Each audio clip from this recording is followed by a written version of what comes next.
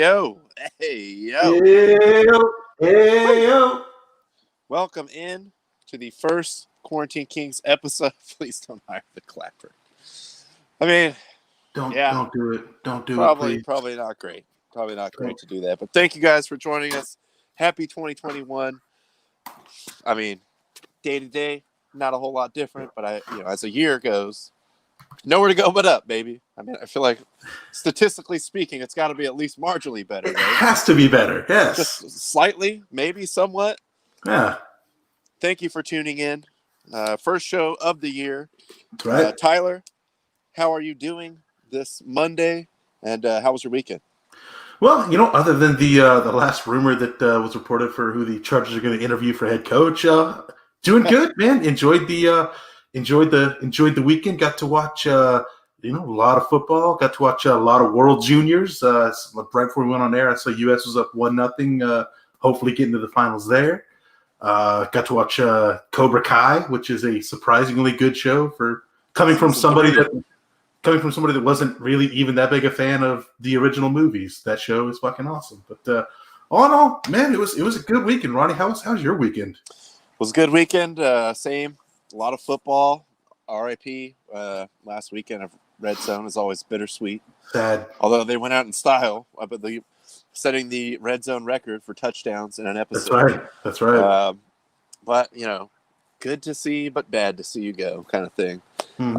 And then, of course, we had college football playoffs, little soccer, what have you. But speaking of, let's dive into the comments real quick. Will chiming in. Quarantine Kings is back. Yes, right. We're back into the new year, into 2021. 2021 vibes only. We're like the dunk contest. We're like Texas football. We're like the McRib. We're back. Always in a state of, varying states of backness, but always back. Yep. But to that point, I must apologize for Friday missing the show. Me and the housemates here had a little bit of, shall we say, just a rager. We went pretty big for the New Year's. You can't really go anywhere or do anything. So we were here partying pretty hard and I was unwell, shall we say, on Friday. I was in no condition to muster the courage and the ability to host the show. So I do apologize because I broke the streak. We have never missed a show until then. At least it did fall technically on a holiday, New Year's Day. So, look, I'm coming out there. I'm telling you guys. I'm telling you now, America. It was my own fault just because I was too assed out from the day before. Look, dude. I could hide behind the fact that it was a holiday and we take one day off, but we never take days off. It was my bad. So, Tyler, you know what that means. I sure do. Ass. I'll take it. That's a deserved assing. You know what? I deserve every bit of that ass. I don't even know. There we go. God. Hey, look, man. It happens. It was a party. It was a holiday. I get it. I'm sad to see the streak go, but I ain't mad about it. I mean, look, come on. Like, nothing bad's going to happen from this. It's fine.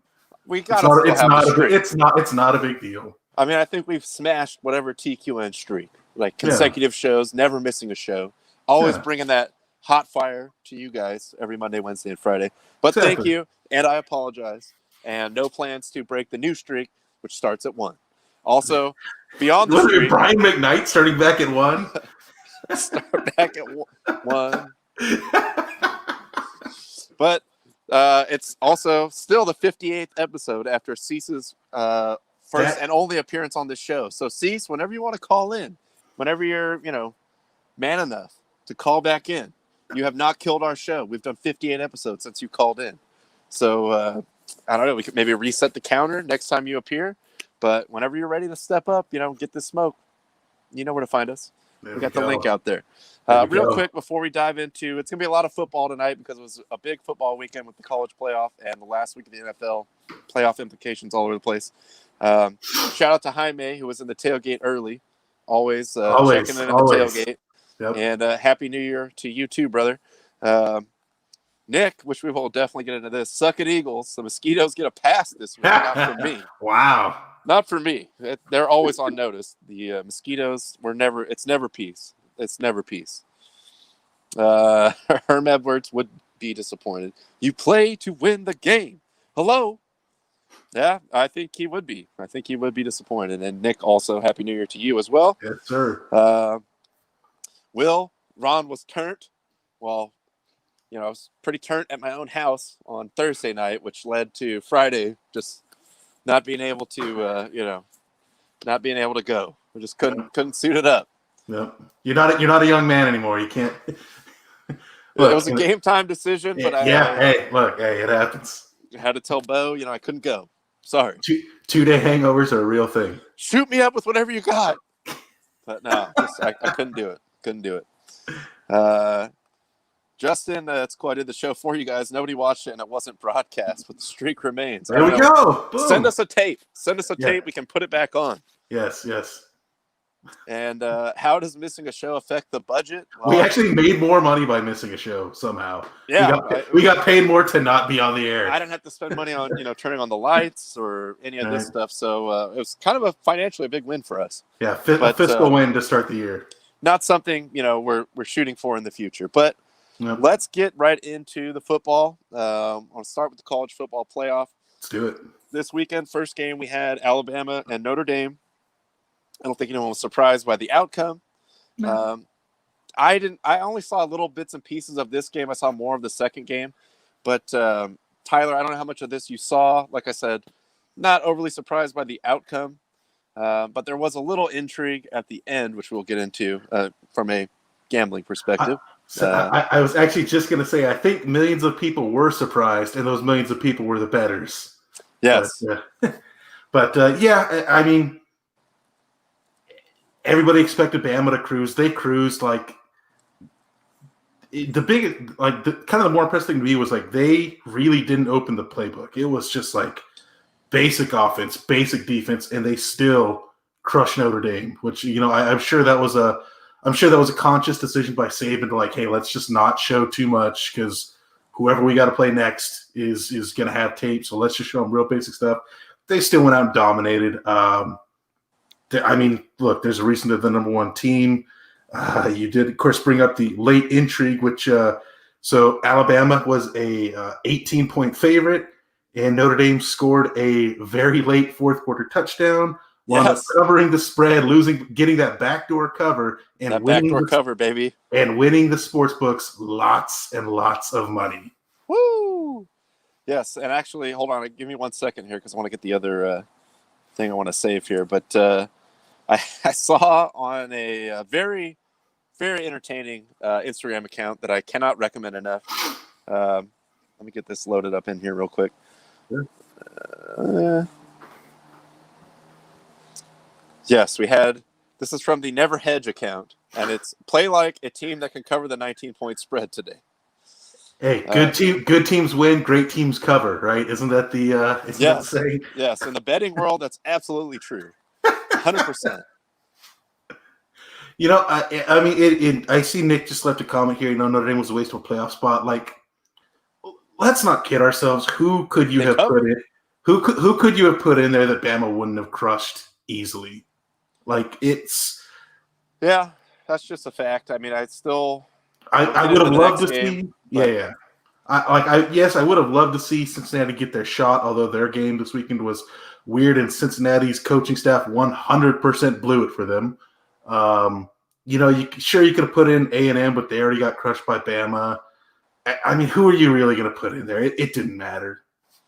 And yeah, I mean, if Notre Dame is coming in with a record like that, they had beat Clemson once, and clearly they were going to get in there. If there's any chance of them getting into the top four, they're going to get in because it draws ratings. In a normal year, it draws more fans. If they're on the bubble, like a realistic bubble, they're going to get in. Yep. So, not surprised by the matchup, not surprised by the outcome, but I don't know. I mean, Notre Dame is just going to keep getting into these playoff games, and this usually is the result. But a couple, really the most comical thing for me in that game was after the game when Nick Saban was being interviewed on the sideline, and his headset, unfortunately, for the reporter, did not work. No. I got the clip for you here. Coach Saban, you said that I can't hear you. You said that they were going to, can you hear me now? No. What? You said that they would try and take away Devontae Smith. Why have they not been able to do that?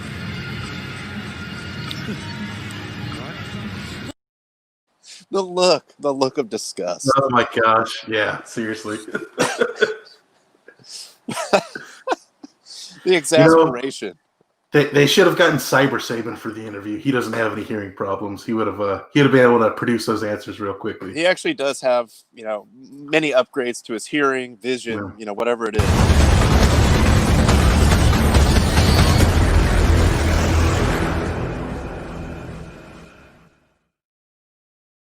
But also, if Cyber Saban gets upset, he has like laser eyes that he can burn you with. So you don't want to deal with that.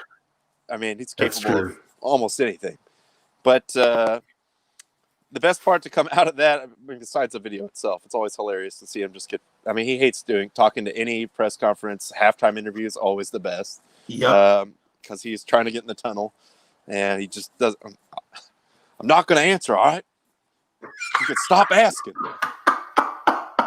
But Joey, I believe Molinaro, who is definitely follow him on Twitter. Oh, 100%. He has been knocking these videos out all year. I mean, beyond that, just There's a lot of really good cowherd videos. His cowherd ones are great. Also, immediately after that happened, he put out a great parody video of that, which I have here too for you.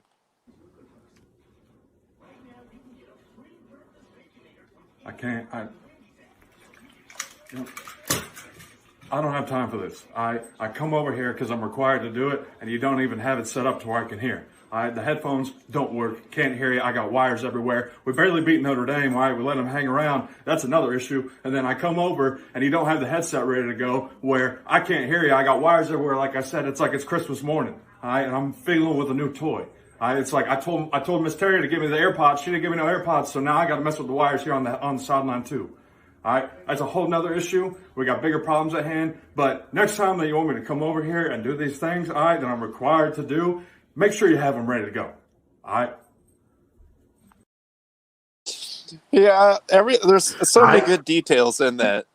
Which, I mean, holding the bottle of Coke because there's no podium, but there's always a Coke bottle right there by always. Obligations. The darting eyes, the exasperation after a game that was never in doubt, that you clearly just dominated. I love the we let Notre Dame hang around. All right, that's a bigger problem. We got to address that. I'm like, perfect Saban, classic. Oh, yeah. And then the when I do these things that I'm obligated to do, all right. He doesn't want any part of it after the game.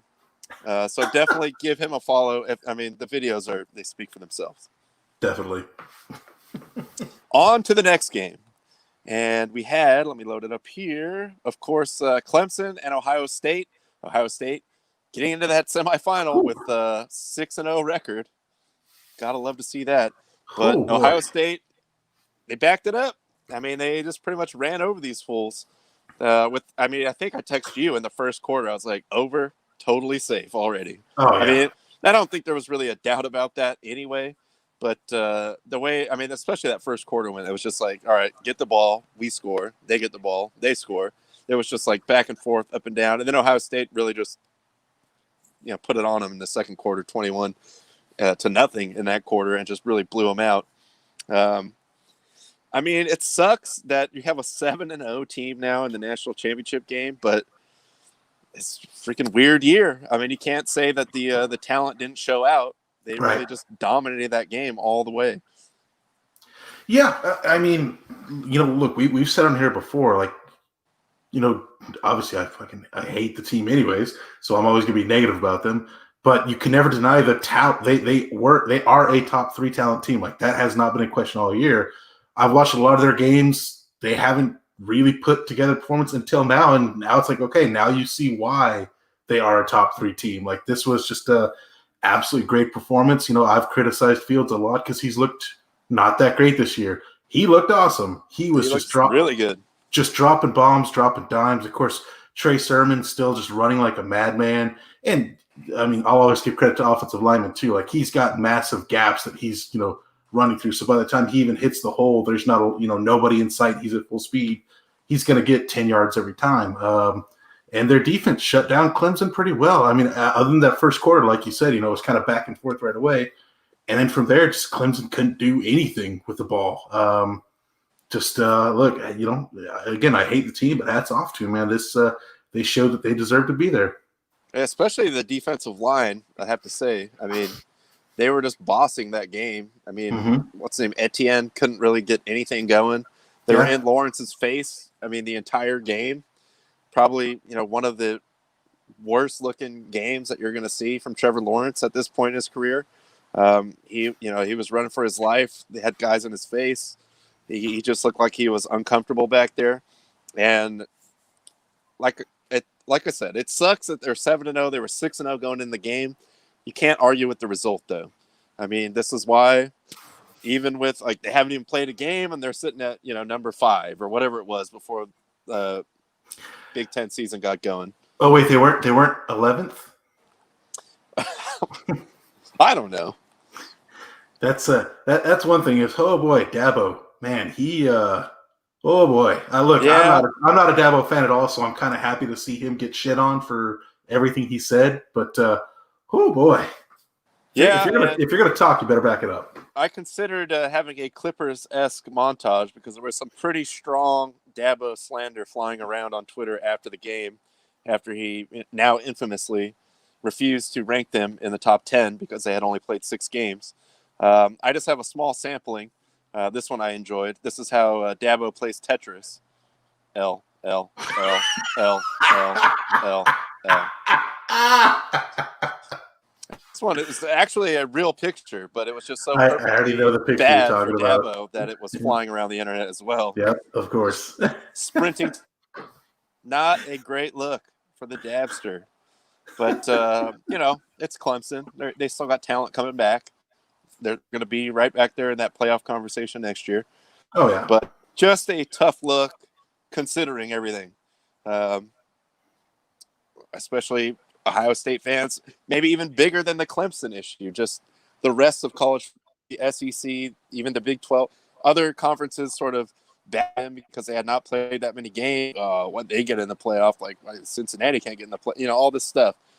They come out and just boat race them, and Dabo just kind of has to wear it. I mean, that's no other way around it. This picture will live on forever. A real picture, not Photoshop. Yeah, and I know after the game, of course, he was asked about it. He, was trying to blow it off like, nothing I said was used for motivation, which I'm like, no, I mean, you motivated. Look, a great team like them are already going to be motivated, but then you just added fuel to that fire. So, you got to take this L. You got to take all the shit coming at you. It is what it is. But like you said, they'll be back next year. They've still got a great team. They're great. They're a top 3 or 4 recruiting class. They'll be fine. But I'm kind of interested to see, how Ohio looks next week against Bama. I know that's going to be next Monday. I think Bama opened as a 7 or 8 point favorite. If this Ohio team shows up, it'll be an interesting game. Yeah. And I just, like you said, though, you don't know how cagey Saban was kind of being as far as it wasn't really pull any tricks out of the bag. It was just we're just going to run over Notre Dame. We're just going to crush them. And that's what they did. So you can't say it's not the 2 best teams left at this point. Sure. It wasn't like some miracle that either of these teams won. So could be a good game. Obviously, the spread is pretty low for an Alabama game. So we'll see. I mean, I hope it's a good game. And I'm hoping for Tyler's sake, I guess, that Alabama wins. I don't never want to root for Alabama to win, but I just don't want Ohio State to win for Tyler's sake. I appreciate that. Yes, I will also be rooting for Alabama next week. And a couple more comments before we get off the college and into the NFL. Justin, as far as the first game, Alabama not having a first round bye is a waste of a playoff spot. Fair. In response to Notre Dame being a waste of a playoff spot. Jaime, Nick Saban plus Skynet equals national title win. Have to agree with that. Cyber Saban is undefeated. True. Nick Saban wakes up dangerous angry. He just strikes me as a guy that is never happy at any point ever. Maybe when he retires, he might just do a little just barely crack a smile out of the corner of his mouth. And Nick, oh yeah, that brings up another good point. Oh gosh. Oh boy. Blame Trevor Lawrence's mustache for that loss. Oh gosh. This is when Zoom calls go wrong. I actually have the video. This was the press conference, and got to put yourself on mute because then it gets awkward. A really good game. Poor Trevor needs to shave his stash. Please mute if you're not speaking. Thank you. But, At least he said thank you. But yes, the reporter Nice about it. did not leave himself on mute, and they were just like, poor Trevor looks like he needs to shave that mustache. It stopped the whole press conference, and it was like, and then the person running it, please put yourself on mute if you're not asking a question. Yeah, that's a tough look for that reporter. That's not been a good year for reporters in the quarantine. I know there was all the the multiple shitty, terrible questions in the MLB playoffs, and now this. It's reporters gotta figure out. There's a mute button on there. Zoom, how does it work? We don't know. We don't know. I'm sure there's an FAQ somewhere. But let's get into the NFL. It was the final week, ultimate finale of the season, RIP Red Zone, although it was a great Red Zone weekend. Great Red Zone weekend. Boom. Every team going.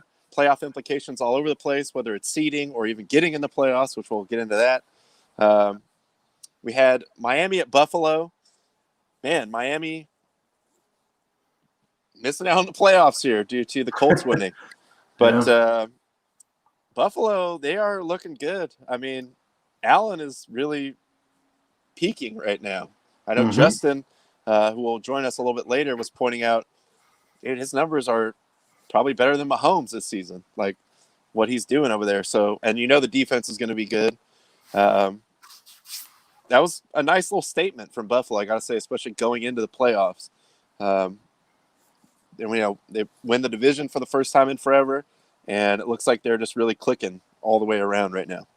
Yeah, just right now, them and Green Bay are the two teams that's just right now, offense is clicking, defense is clicking, everything's clicking for them. Miami, it sucks. 10-win season, you just missed the playoffs. I'm not even going to say, look, on the show, I've been the biggest guy that, I think Fitz should be starting over Tua right now. I'll say this weekend, it wouldn't have mattered if Fitz started or not. Buffalo's clicking. They would have killed Miami regardless of who the quarterback was. Even if it was Tua Tagovailoa, QB Alabama, road. See, they need to start Tagovailoa. That's who they need to start. But Tagovailoa, he might have got it. But look, Miami, you got 10 wins for a team that, look, on paper is not a 10-win team. You still got 10 wins out of it. You got a great defense. You've got a number 3 pick thanks to Bill O'Brien. Yes, things are looking good for Miami's not going to go away. They're not going away. I think the thing I like the most about Miami's defense is they always give you turnovers. It seems like they just always get turnovers and special teams. They're the anti-Chargers in that regard because they make plays to turn the game, flip the field around on special teams. Yep. On to the next game. No surprise here. Baltimore kind of late hitting their stride too, but rounding into shape. They are getting into playoffs. Cincinnati has nothing to play for. Yes, it was a home game, but, Baltimore just outclassed them in this game. And a nice win for Baltimore going into the playoffs. Just sort of taking care of business, beating up on a bad team like they should. Now, just like in the last month, we've seen them actually play well and against better competition. But these are also games that you want to just really make a statement and just beat the crap out of the other team, and they did that. Yeah, I saw they set a franchise record for most rushing yards this season, which coming from them, that's big because that's kind of like Baltimore's thing has always been amazing defense, strong run game. So the fact that they're setting records for rush yards is pretty big. Definitely looking forward to their game next week against the Titans. That could just be true old school, just both teams running the ball 80 times a game. I think that could be a really fun matchup. Oh, actually, I forgot I had this. Sorry. Just back to the first game. Oh, yes. This was a tweet I saw that made me laugh, especially for, even if you don't live in San Diego, you're aware of SeaWorld. But, boom, SeaWorld, the Bills, killing the Dolphins. Oh, my God. Yeah, I mean, kind of Well, It there we rings go. true. It rings true. I know you don't want to hear it, but it's true. There we go. And that was also by at very sad Jets fan. Just Underscore. want to point that out as well. Add the underscore at the end too. Moving on to the next game. Cleveland makes the playoffs. They did it.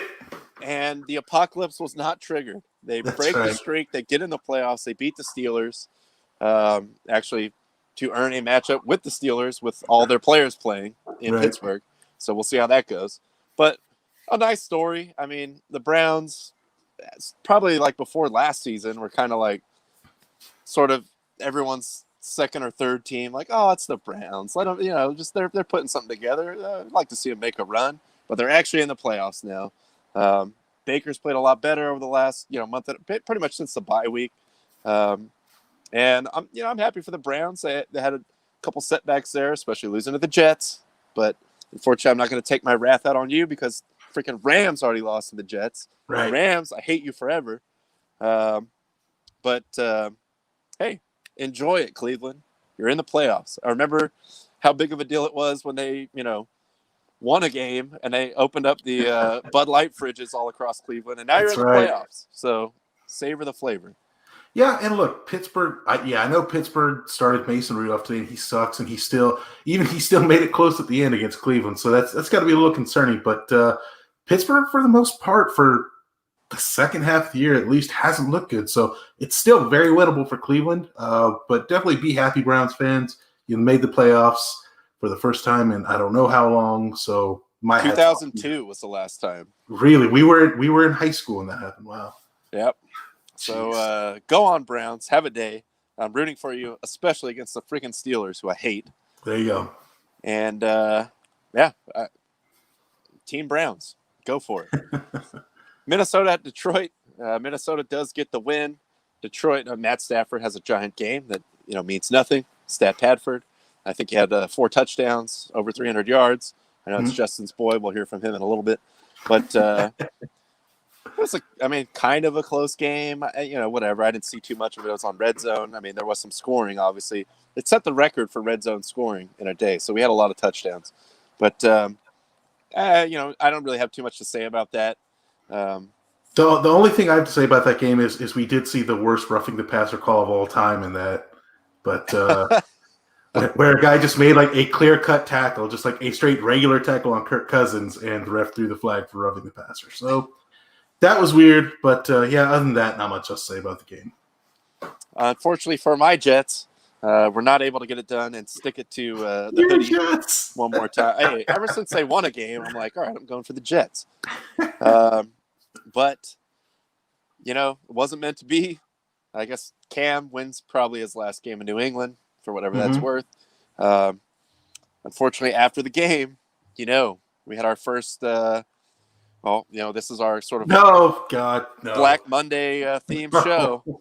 And we did finally see the release of Mr. Adam Gase.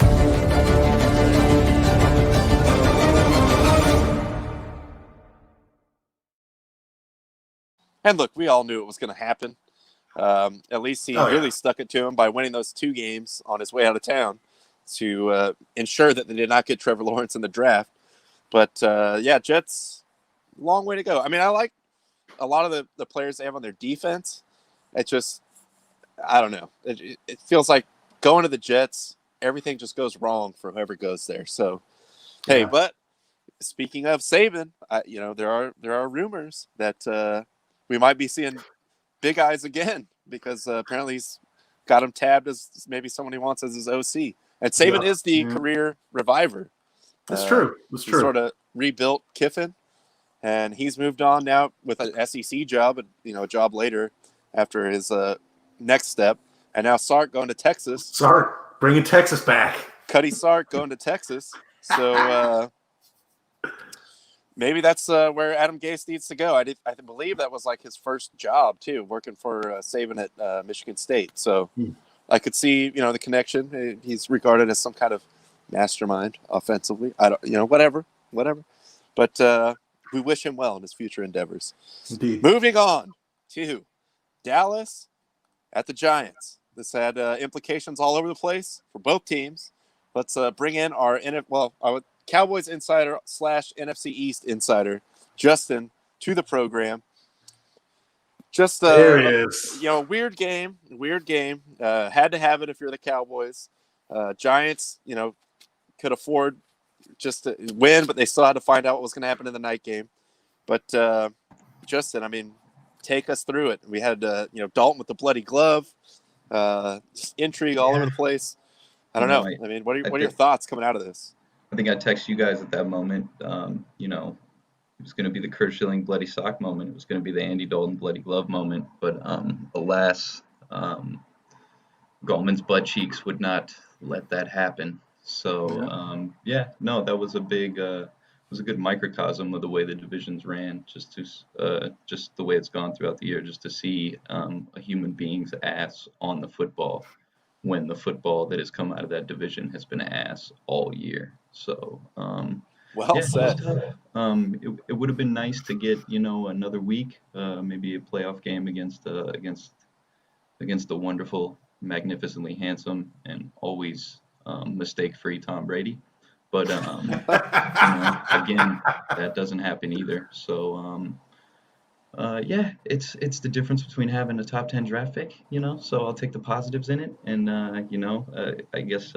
Further down the line, we'll touch on the Sunday, the evening game, but that made it irrelevant at the end of the day. So I know somebody like Nick is probably much more upset than I am at this moment.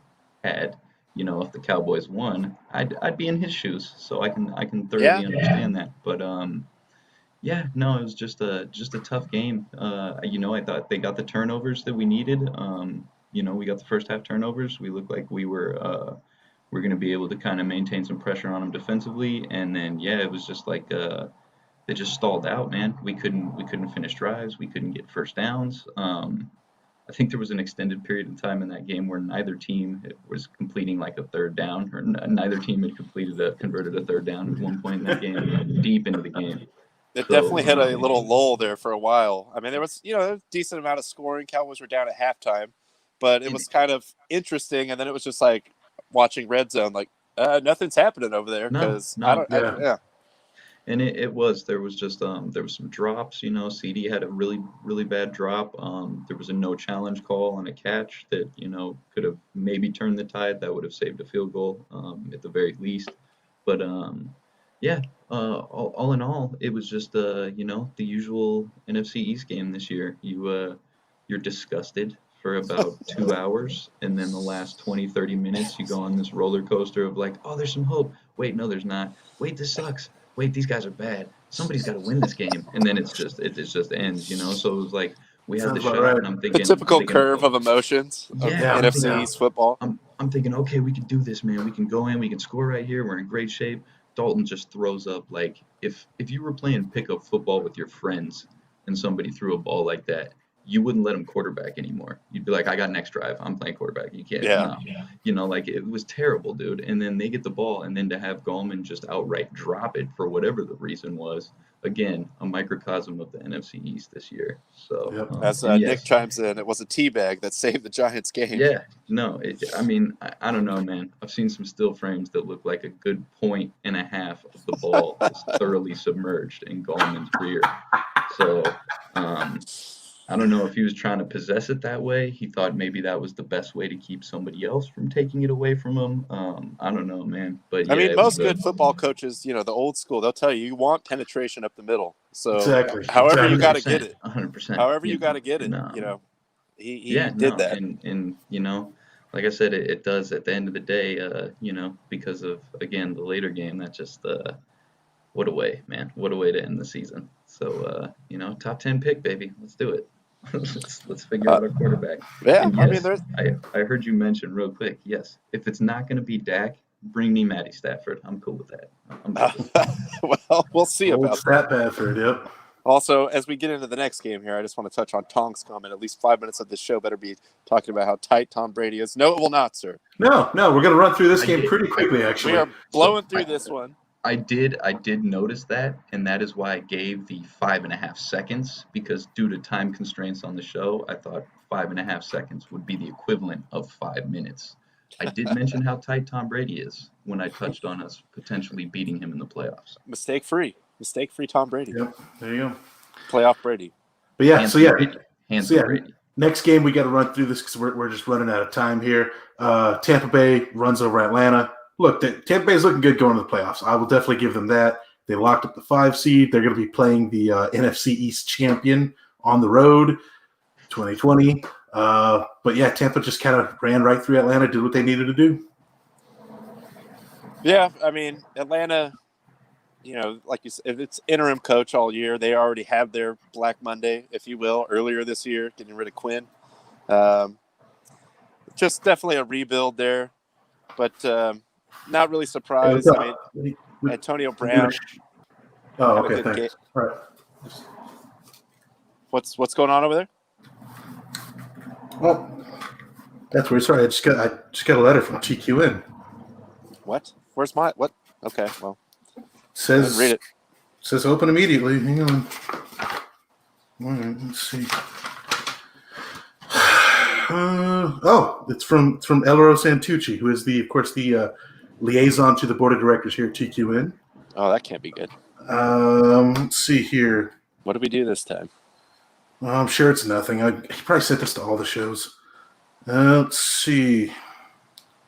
Okay, in discussions with the board of directors, with the Quarantine Network, it has been determined that due to content detrimental to the network and to the show Quarantine Kings, Ronald James Davis has been suspended immediately pending further investigation. What?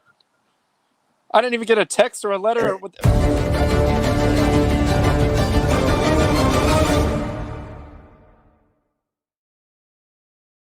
And then you play the alert on me? Thanks. Very professional, Jerry. It says here at this time, Justin Orr will sit in as a substitute for Ronald Davis to continue the show. Any complaints from anybody related to the show will begin their suspension immediately as well. Huh. Wow. Just like that, huh? That's all right. All right. You know what? I'm just disappointed in myself, I guess. Proud of the men in this room that put this fine program on every day. I guess I'm going to take my headset and take my. I'm being told I can't take the headset. Tight. All right. I'm out. Cool. Whatever, dude. Fine.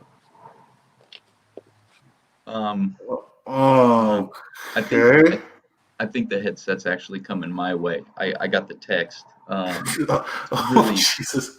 It's really weird. Wait! You knew about this? You knew this was going to happen? I actually got the text right as you were opening the letter. So this was clearly a coordinated type of situation. Yeah, I washing my hands. I had nothing to do with this one. Obviously, I have great love for the R-Dog, and I would never wish this upon anyone. So, yeah, this is odd. I see Jaime there shouting out the congrats. I mean, yeah and no. You know what I mean? It's bittersweet, especially like you get the chance to work with some of your mentors in the game, and to have this go down like this, it's pretty hurtful. It's pretty hurtful. But we got to make the most of it. I guess we still have games on the board, right? We got stuff we got to go through. I mean, yeah. Okay. Somebody's taking over, I guess, on this.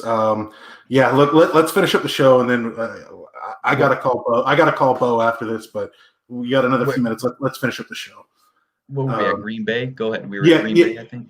Yeah. So Green Bay at Chicago. Green Bay goes out there. Just absolutely look. They're steamrolling right now. They're looking good. Of course, Aaron Rodgers kind of cements the MVP performance. I think Free Ronnie. There we go. Yes. Yeah. Look, we're gonna get some shit going, Jaime. Don't worry about that. But yeah, so Green Bay dominates. Chicago still, manages to kind of fall ass backwards. They had been looking great the last few weeks, and then they just ran into a buzzsaw right now. So again, Green Bay looking good, wrapping up that 1 seed. They did. I think, I mentioned to you before the show, I think Rodgers secured the MVP regardless of Derrick Henry's 2,000 yards this year. Rodgers was too good start to finish. So, yeah, that's, and then what do we got? We got that Vegas Denver game, man. This is, how dare the network taking taking Ronnie away right before this game. Oh, So, man. that Yeah, was an yeah. odd one. That was an odd one. Definitely, yeah. I mean, it was a game. Look, there was nothing on the line for it, but it wound up having just a really crazy, fun ending. Vic Fangio with some of the craziest clock management I've seen. Yeah. I have kind of no idea what was happening, but yeah, Vegas winds up winning. Let's not spend too much time on it. Didn't really have any relevance in the week. Yeah, exactly. Indy goes out there, handles their business, gets the playoff spot by beating Jacksonville. Jonathan Taylor going crazy. He actually finished third. He actually finished third in the rushing yards this year, which you brought up a great question to me before the show. Is could he be a rookie of the year candidate? Like, I think it's Herbert, but I wouldn't object to Taylor getting it. He had a great year. No. Yeah, exactly. Great year. 1,200 yards almost, 11 touchdowns. You don't see that very often, especially at that position as a rookie. Yeah, definitely. So looking forward to Indy in the playoffs. My guy Felipe Rios getting another shot in the playoffs. We'll just brush over this one. My Chargers beating the Mahomes Chiefs. Herbert setting a couple rookie records in the process. Look, they look fine. I think the big thing for me is at the end of the day, they announced today Anthony Lynn, of course, fired, another victim of Black Monday. But look, it was coming. It had to happen. The Chargers have already announced they're kind of looking at other coaches. This win little bit too late. Couldn't save his job.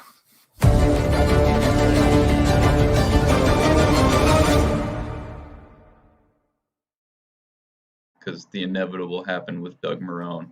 We blew through the Jacksonville. Doug Marrone. That's right.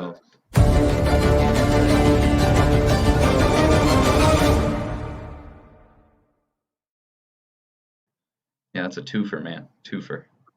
I'll say this: the new production guy, he's on it. He's quick on the draw there. It's much better than it was so before, next I'm game, gonna be honest. Hey, no, look, I ain't gonna say a bad word about Ronnie. This is kind of a pretty screwed up situation here. Too soon. Yes, Bear and I agree. Cancel the season tickets. I agree. So next game, Rams eliminate the Cardinals from the playoffs, also securing their own spot. Game of, I guess, kind of backup quarterbacks. Kyler Murray was hurt. Rams were starting to backup quarterback. Wasn't a very exciting game, but Rams get it done. No, that one did not light up the Sunday ticket scoreboard. Oh no. I know. Sorry, like I said, Ronnie, I'm calling Bo as soon as we're done, man. Don't worry about this. We're gonna get this straightened out. So next game, Seattle beat San Francisco. Seattle didn't look good most of the game. They turned it into an exciting game at the end. They wound up getting the win. Again, they haven't looked great the second half of the year, though. No. It's been one of those things where I think, like you said, first half of the year, everybody was thinking like it was all the let Russ cook, and now, I don't know. He's overcooking. He's overcooked at the end of the year, so they got to figure something out going in. They don't have the defense they used to, but the NFC seems like it's pretty much Green Bay's to lose. So it's not near as competitive or wide open as the AFC, in my opinion. Next game, New Orleans runs over Carolina. Don't really got to say much about that. We can kind of skip over that. Tennessee and Houston, that was a wild game, wild ending. I wish we had more time to talk about this, but Derrick Henry gets 2,000 yards on the year. It's a man. Wild back and forth ending. Tennessee getting the game-winning field goal and clinching the number 4 seed in the AFC. Yeah, that was a good game. And then another reason why we brought you on here, of course, we have to talk about the Sunday Night Football debacle between the Washington football team and the Philadelphia Eagles.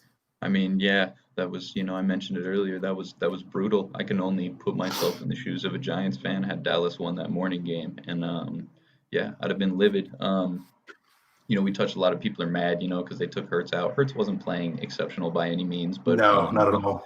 With that shitty O-line, Hurts always has the chance to make a play with his legs. And, I last time I checked, you're not getting that from Nate Sudfeld. So, it just seems like they kind of just packed it in. And then I'd even heard rumors that there was a handshake between coaches after the game in midfield, and there was quite possibly a thank you exchanged between Riverboat Ron and Doug Peterson. So, again, I'm not going to blame him. It was the difference between having the 9th overall pick or the 6th overall pick. So if you're an Eagles fan, you want the 6th. I get it. It's just, it's a heartbreaking way to lose, and it's definitely not Yeah, exactly. Yeah, and that's definitely not what that's not what the league brass had in mind when they were thinking we're going to have all these divisional games and add a playoff team at the end of the year. Yeah, it's yeah.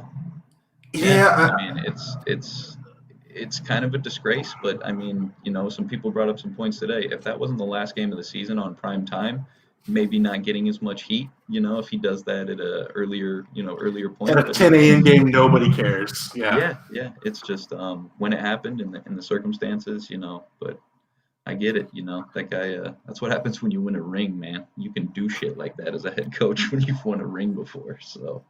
Yeah. I mean, I can understand people being mad from a perspective of it definitely seems like they tried to blow the game. Although I will say everybody was up in arms a few weeks ago when the Jets won and said, "Oh, you couldn't even you couldn't even screw that up." So which is it? Are you encouraging tanking or are you against it?